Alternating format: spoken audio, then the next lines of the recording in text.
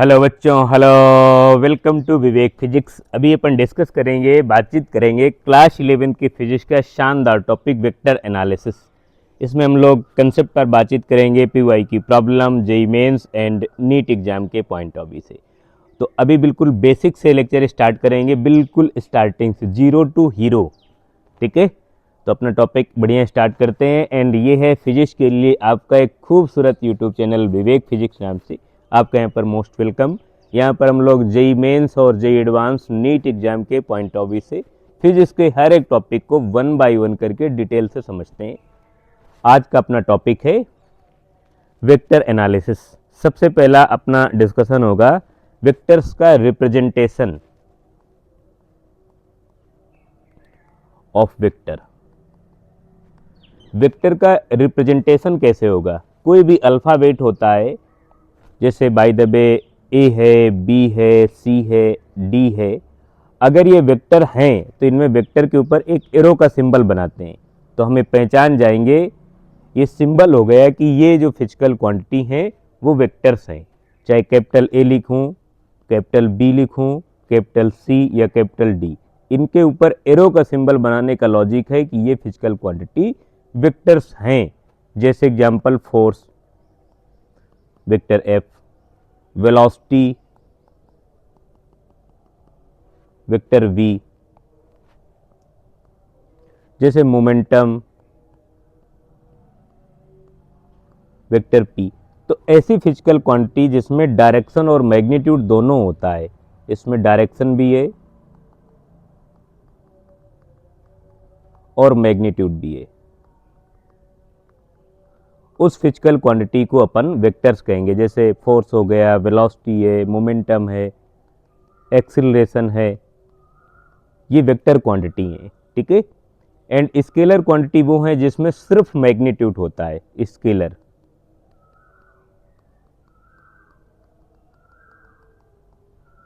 Only magnitude.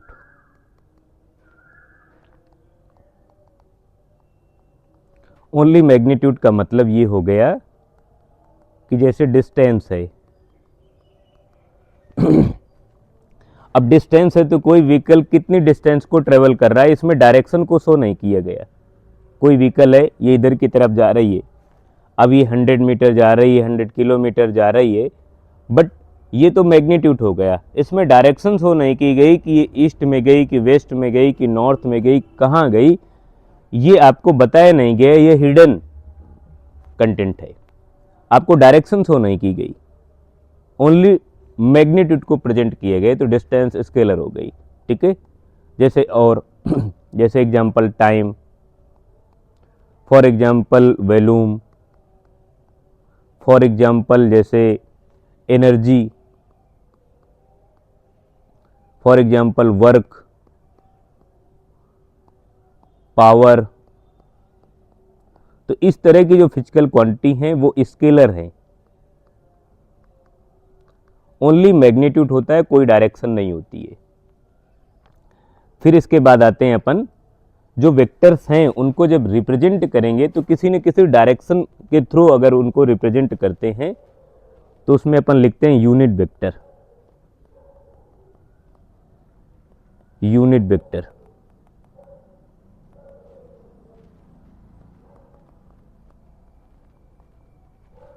Unit vector कौन कौन से होते हैं? बाय द वे अपने पास कोऑर्डिनेट एक्सिस है, ये है आई कैप, मेरा मतलब एक्स एक्सिस है, ये वाई एक्सिस है, जेड एक्सिस है। तो इस डायरेक्शन पर होगा प्लस आई कैप, ठीक।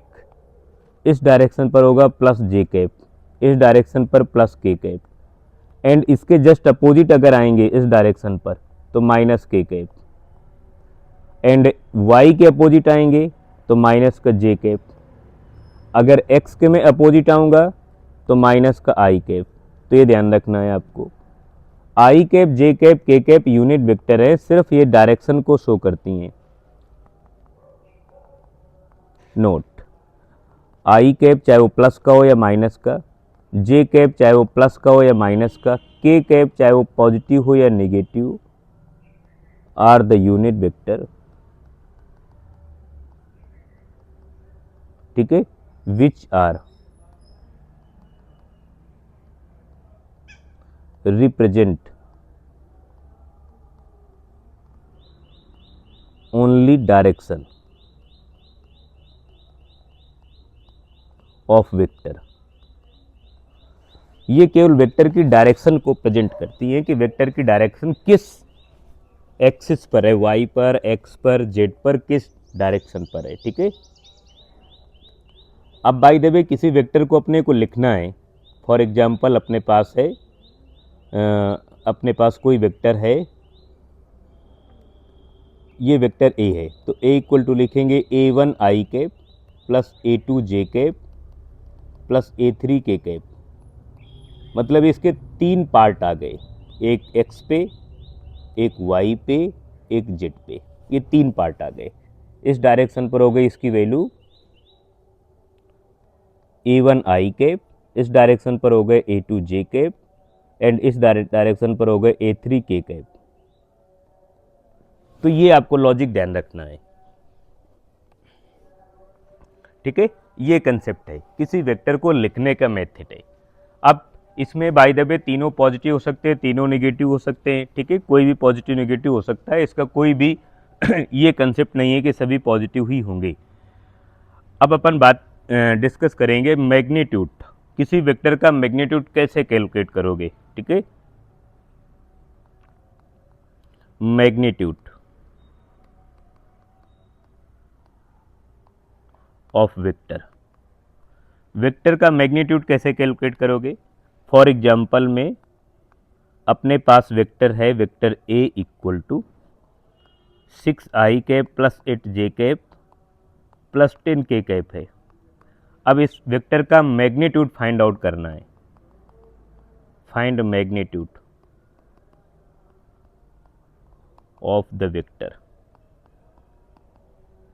जो वेक्टर गिवन है इसका मैग्नीट्यूड फाइंड करना है, तो क्या करेंगे, मैग्नीट्यूड वेक्टर ए, ठीक है, इक्वल टू, या इसे आप ओनली ए लिख सकते हैं, स्क्वायर रूट में लिखेंगे आई कैप के मल्टीप्लाई के स्क्वायर, तो आई कैप का मल्टीप्लाई है 6 का स्क्वायर कर देंगे 36 हो जाएगा, प्लस जे कैप के मल्टीप्लाई के स्क्वायर 8 है, 8 का स्क्वायर ये हो जाएगा 64, प्लस के कैप के मल्टीप्लाई का स्क्वायर 10, 10 का स्क्वायर 100 हो गया, एंड ये भीतर बन गया 100 प्लस 100, मेरा मतलब हो गया 10√2 आ गया। ये इसका आंसर आ गया यूनिट। तो किसी वेक्टर का मैग्नीट्यूड इस तरह से कैलकुलेट करेंगे। चलो अपन आगे बातचीत करेंगे एडिशन ऑफ वेक्टर। अगर अपने पास दो वेक्टर हैं तो दो वेक्टर को किस तरह से ऐड करेंगे। ऐड करने के दो मेथड हैं, एक तो न्यूमेरिकल मेथड, दूसरा ज्योमेट्रिकल मेथड, कोऑर्डिनेट मेथड। तो अपन पहले न्यूमेरिकल मेथड से ऐड करना सीखते हैं। नेक्स्ट टॉपिक है एडिशन ऑफ वेक्टर्स। किसी वेक्टर को कैसे ऐड करेंगे उसका क्या लॉजिक है भाई। बाय द वे अपने पास मैं एक एग्जांपल लिखता हूँ, अपने पास वेक्टर ए है, ए इक्वल टू कुछ भी मैं लिख देता हूँ, bye the way 2 I cap plus 3 J cap plus 4 के कैप है। ठीक है, एंड वेक्टर बी ये है और ये वैल्यू है by the way I cap plus J cap plus K cap. अब अपने को vector A plus vector B find करना है। Find vector A plus vector B. अब ये ध्यान रखना ए प्लस बी और बी प्लस ए एक ही बात है। इसको जब फाइंड करोगे तो ध्यान रखना आई को आई के साथ ऐड करोगे, जे को जे के साथ, के को के साथ ऐड करोगे। ये लॉजिक ध्यान रखना है, ये बिल्कुल बेसिक है। अगर बाय द वे कोई वहाँ पर एब्सेंट है तो उसको एज इट इज स्किप कर दोगे। ठीक है, उसकी जगह जीरो कंसेप्ट मानकर उसको सॉल्व कर लोगे। अब देखो जरा 2 और 1 कितना हो जाएगा 3 आई कैप, इधर हो जाएगा 4 जे कैप एन प्लस 5 के कैप, ये हो गया। अब अगर इस वेक्टर का मैग्नीट्यूड फाइंड करना है, अगर तुमको जो a प्लस बी तुमने कैलकुलेट किया इसका अगर मॉड ऑफ कैलकुलेट करना है तो क्या करोगे, अंडर रूट में आई कैप जे कैप के कैप का मल्टीप्लाई का स्क्वायर करो, तो 3 का स्क्वायर करो, 3 का स्क्वायर 9, 4 का स्क्वायर 16 प्लस 5 का स्क्वायर 25। ठीक है, ये अंदर आ गया अपने पास 25 प्लस 25, मेरा मतलब 5√2 यूनिट आ गया। ये वैल्यू आ गई a प्लस बी के मॉड ऑफ की। तो इस तरह से ये अपना बेसिक अप्रोच है क्वेश्चन को सॉल्व करने का, इस तरह से तुम क्वेश्चन को सॉल्व करोगे। तो इसमें कोई बहुत बड़ा मतलब कंसेप्ट नहीं है कि किस तरह से सॉल्व करना है, बस तुम क्वेश्चन के साथ प्यार से पेश आना है, रिस्पेक्ट के साथ पेश आना है, फिर धीरे धीरे उसे स्लोली स्लोली सॉल्व करना है, उसकी नीड को समझना है। चलो, ये तो हो गया वेक्टर का एडिशन हो गया। फिर इसके बाद वेक्टर का addition by geometrical method.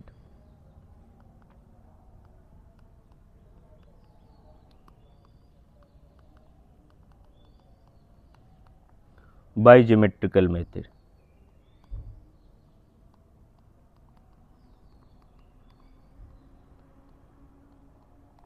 Geometrical method से किस तरह से किसी वेक्टर को ऐड करेंगे। अब देखो जरा, ज्योमेट्रिकल मेथड से कोऑर्डिनेट मेथड से जब किसी वेक्टर को ऐड करेंगे तो हमारे पास कोई वैल्यू तो होगी नहीं, तो फिर क्या होगा, हमें पता है कि जो वेक्टर होता है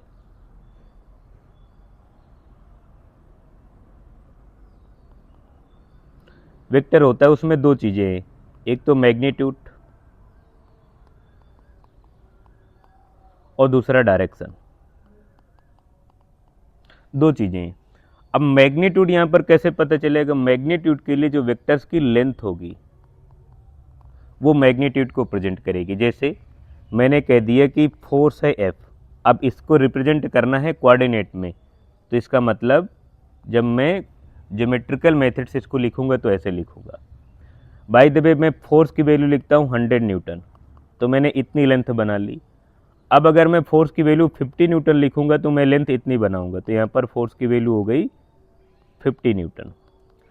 तो जितनी ज़्यादा लेंथ होगी उसका उतना ही ज़्यादा मैग्नीट्यूड होगा, ये ध्यान रखना। अगर मैंने लेंथ इतनी बना ली तो इसका मतलब 25 न्यूटन है फोर्स, समझ गए। अगर मैंने लेंथ इतनी ज़्यादा बना ली तो इसका मतलब है इसकी जो वैल्यू है 120 न्यूटन है, मतलब 100 के कंपेयर में ज़्यादा है।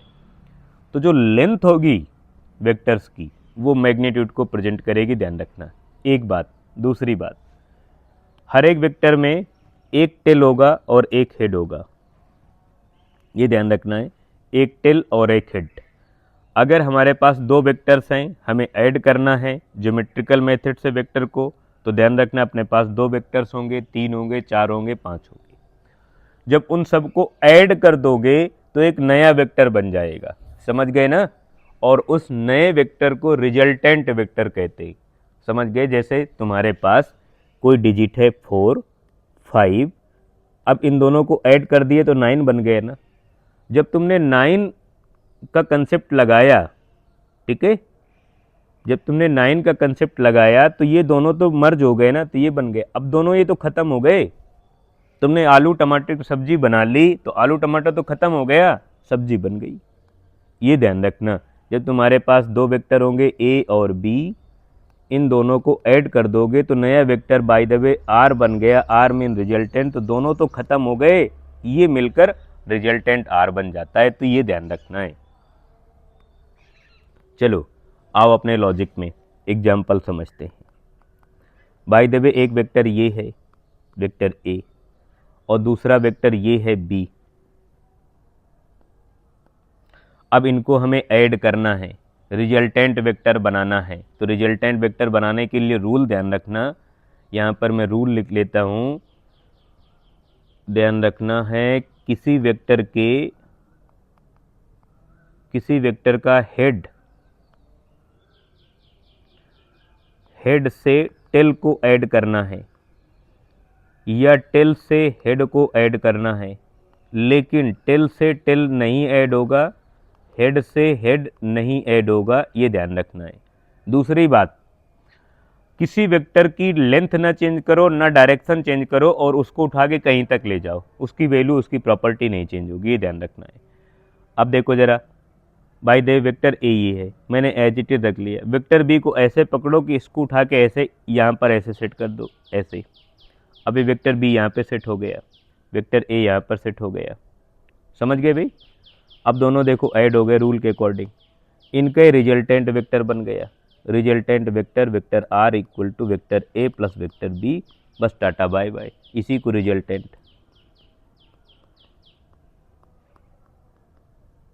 यही भैया रिजल्टेंट वेक्टर हो गया। अब खत्म कहानी।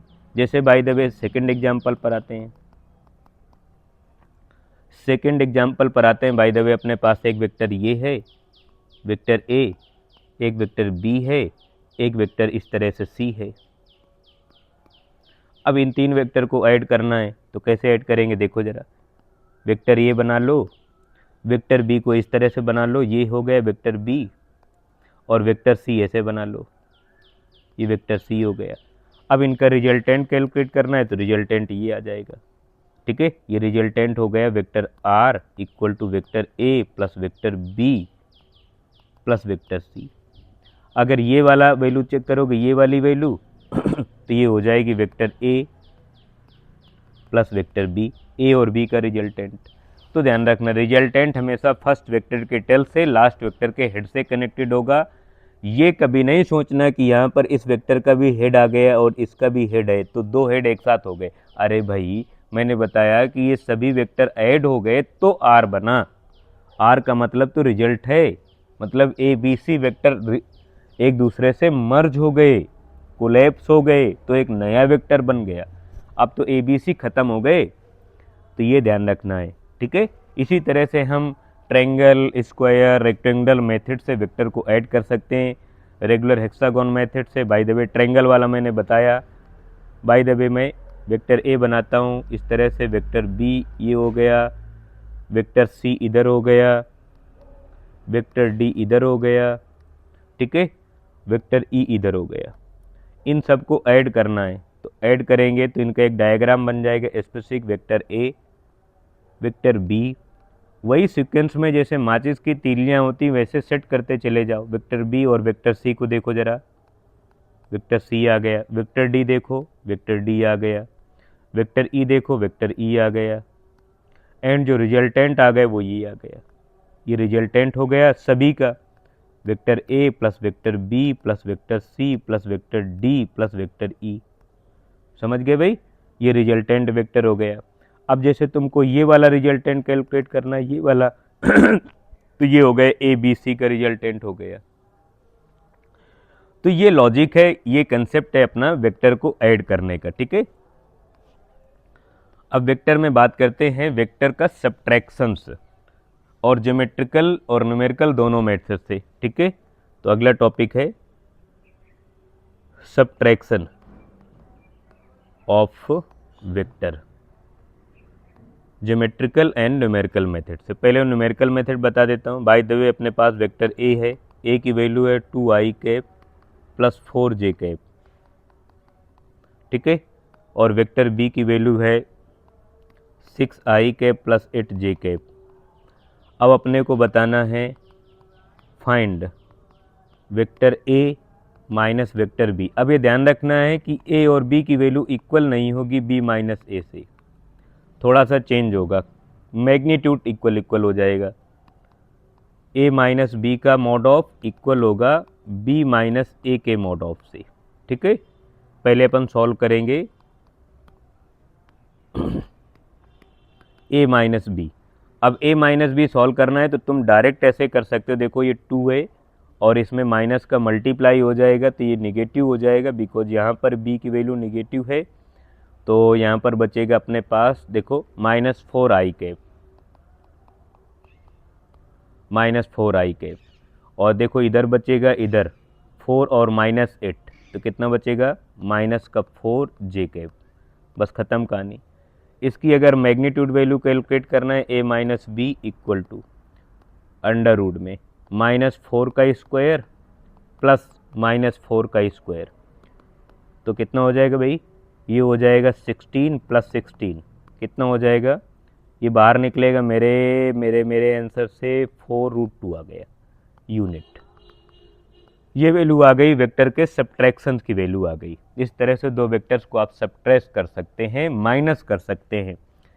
ज्योमेट्रिकल मेथड से अगर किसी वेक्टर को आपको सब्ट्रैक्ट करना है तो कोई डिफरेंट लॉजिक नहीं है। बाय द वे अपने पास वेक्टर ए है और कोई दूसरा वेक्टर है बी, हमें a माइनस बी की वैल्यू चाहिए, हमें r equal to A minus B. A minus B चाहिए। अब ए माइनस बी कैसे कैलकुलेट करोगे?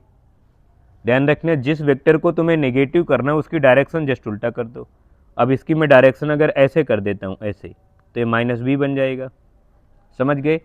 अब इन दोनों को ऐड कर दो, इधर हो जाएगा वेक्टर ए और ये हो जाएगा वेक्टर बी, और वो भी नेगेटिव। इनका रिजल्टेंट ये आ गया, resultant R equal to A plus इधर हो जाएगा माइनस बी, फाइनली ये ए माइनस बी आ गया। तो इस तरह से किसी वेक्टर को सब्ट्रैक्ट करते हैं, ये ध्यान रखना है आपको।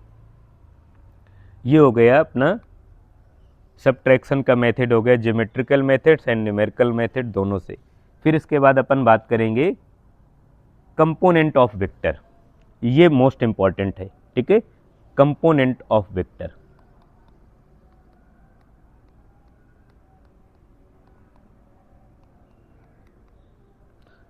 वेक्टर का कंपोनेंट जो होता है वो मोस्ट इंपॉर्टेंट टॉपिक है तुम्हारे एग्जाम के पॉइंट ऑफ व्यू से।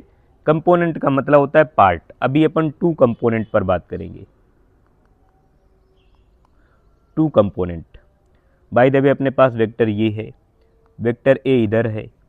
अब ये हो गई एक्स एक्सिस, ये हो गई वाई एक्सिस, ये एंगल थीटा हो गया। तो इसके कंपोनेंट करना है। कंपोनेंट का मतलब पार्ट, तो एक हो गया हॉरिजॉन्टल कंपोनेंट ए एक्स, एक हो गया वर्टिकल कंपोनेंट ए वाई। ध्यान रखना, हॉरिजॉन्टल कंपोनेंट,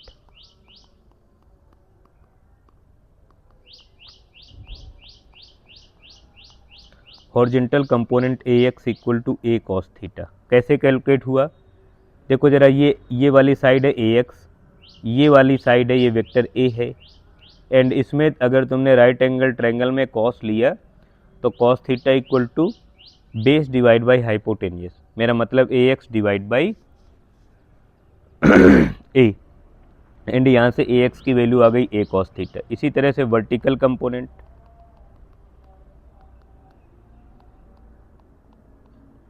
वर्टिकल कंपोनेंट इसी में अगर तुम साइन का यूज कर लोगे तो ये वाली वैल्यू आ जाएगी ए वाई, ये वाली, ठीक है। तो इधर हो जाएगा sine theta equal to A Y divide by A Y equal to A sine theta. तो ये हो गए अपने पास वर्टिकल कंपोनेंट। इसके क्वेश्चन अपन सॉल्व कर लेते हैं, लेकिन ये ध्यान रखना है आपको, डायरेक्शन और नेगेटिव पॉजिटिव साइन कैसे यूज करोगे। पॉजिटिव या नेगेटिव जो साइन होगा उसको वेक्टर कंपोनेंट में कैसे यूज करोगे, मैं बता देता हूँ। ये अपने पास हो गए कोऑर्डिनेट सिस्टम। अब तुमको पता है कि ये होता है पॉजिटिव एक्स, ये negative X, positive Y, negative Y. अब बाय द वे कोई वेक्टर इस डायरेक्शन पर है तो उसके दोनों कंपोनेंट पॉजिटिव पॉजिटिव होंगे, both component positive, both positive. अगर बाय द वे कोई वेक्टर इस लाइन पर मिल रहा है, यहाँ पर मिल रहा है, तो वहाँ पर x वाला पॉजिटिव, x पॉजिटिव, और y वाला negative, y component negative, x वाला पॉजिटिव। अगर कोई वेक्टर यहाँ पर आके मिल रहा है तो इसका मतलब बोथ नेगेटिव, ये ध्यान रखना। अगर कोई कंपोनेंट इस लाइन पर, इस प्लेन पर मिल रहा है तो इसका मतलब x की जो वैल्यू है वो नेगेटिव होगी और y वाली पॉजिटिव होगी, y वाली पॉजिटिव। तो ये कंपोनेंट में साइन पॉजिटिव नेगेटिव का कंसेप्ट आ गया। अब इसके मैं क्वेश्चन सॉल्व करा देता हूँ तुमको।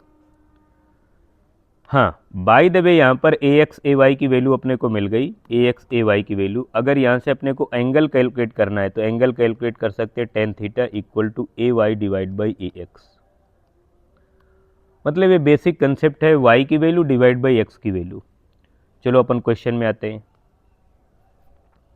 अपने पास कोई फोर्स है जिसकी वैल्यू है 200 न्यूटन है, ठीक है, और ये इस एक्सिस पर ऐसे मिल रहा है, ये एंगल बन रहा है 30 डिग्री, x और ये y। अपने को y और x कंपोनेंट फाइंड करना है, x and y component of the given vector. जो वेक्टर गिवन है उसका x और y कंपोनेंट, तो बड़ा इजीली है x और y कंपोनेंट। तो पहले अपन x कंपोनेंट ax, मेरा मतलब फोर्स है तो अपन इसको f से प्रेजेंट करेंगे, fx equal to f cos theta. fx equal to f की वैल्यू अपने पास 200 है एंड cos 30 की वैल्यू अपन लिखेंगे √3/2, तो इधर हो जाएगा fx इक्वल टू 200 √3/2, तो fx इक्वल टू हो जाएगा 100 √3 न्यूटन, बिकॉज cos 30 की वैल्यू है √3/2। एंड अगर y कंपोनेंट कैलकुलेट करना है, fy इक्वल टू लिखोगे f साइन 30 लिखोगे, f साइन 30, तो f मतलब 200, साइन 30 वैल्यू 1/2, मेरा मतलब सिर्फ 100 न्यूटन आ गया। तो ये कंसेप्ट है अपना हॉरिजॉन्टल और वर्टिकल कंपोनेंट कैलकुलेट करने का, ये लॉजिक है। एक एग्जांपल और थोड़ा सा डिफरेंट है इससे। मैंने यहाँ पर कोई कोऑर्डिनेट एक्सिस बनाया, यहाँ पर कोई बाय द वे वेलोसिटी किसी पार्टिकल की, एंड उस पार्टिकल की वेलोसिटी इधर से बाय द वे 53 डिग्री का एंगल बना रही है, एंड वेलोसिटी की वैल्यू है 50 मीटर पर सेकेंड है, और अपने को हॉरिजॉन्टल और वर्टिकल कंपोनेंट बताना है, ये वेलोसिटी है। Find horizontal and vertical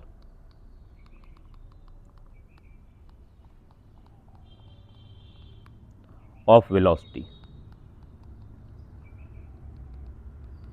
horizontal और वर्टिकल कंपोनेंट बताना है वेलोसिटी के, तो कैसे बताओगे? देखो जरा, आप कैसे भी यूज कर सकते हो। अगर इधर से एंगल अपने को 53 है तो इधर से 37 होगा। अब 37 में कॉस और साइन में 37 की वैल्यू के लिए मैं एक लॉजिक बता दूंगा। मैं ये 37 हो गया, ये हो गए 3, 4, 5। अब इसमें साइन कॉस ले सकते हैं। अब इसका हॉरिजॉन्टल और vertical component, horizontal component Vx equal to V cos 37, जिधर एंगल उधर कॉस। अब Vx इक्वल टू V की वैल्यू कितनी है? 50 मीटर पर सेकेंड है, और cos 37 यहाँ पर देख लो जरा, cos एंगल के सामने वाली साइड परपेंडिकुलर, तो बेस डिवाइड बाय हाइपोटेनियस, मेरा मतलब है 4/5, तो ये Vx की वैल्यू आ जाएगी तुम्हारे पास कितनी भाई? 40 मीटर पर सेकेंड। ये हॉरिजॉन्टल कंपोनेंट आ गया वेलोसिटी का। वर्टिकल कंपोनेंट बताना है तो Vy इक्वल टू V और साइन, यहाँ पर साइन के रिस्पेक्ट में लिखेंगे साइन 37। अब साइन 37 वैल्यू लिखोगे तो Vy इक्वल टू इधर हो जाएगा 50, एंड साइन की वैल्यू हो गई 3/5, तो Vy इक्वल टू हो जाएगा 30 मीटर पर सेकेंड। तो ये मिल गए भैया अपने को हॉरिजॉन्टल और vertical component of given velocity. अगर 3D कंपोनेंट कैलकुलेट करना है, 3D कंपोनेंट,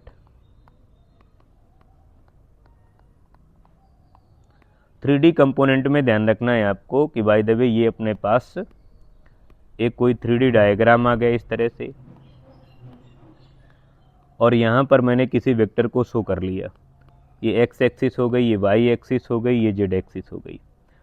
कोई वेक्टर यहाँ पर मिल रहा है, वेक्टर ए है बाय द वे, एंड इस वेक्टर के 3 पार्ट हो गए एक्स वाई जेड, ऐसे हो गए। इधर हो गया ए एक्स, इधर हो गया बाय द वे, इधर हो गए ए वाई, इधर हो गए ए एक्स, एंड इस डायरेक्शन पर हो गए ए जेड। अब कोई वेक्टर है जो यहाँ पर है, ये वेक्टर ए है, तो vector A equal to A X I cap plus A Y J cap plus A Z K cap, ये 3D कंपोनेंट हो गया।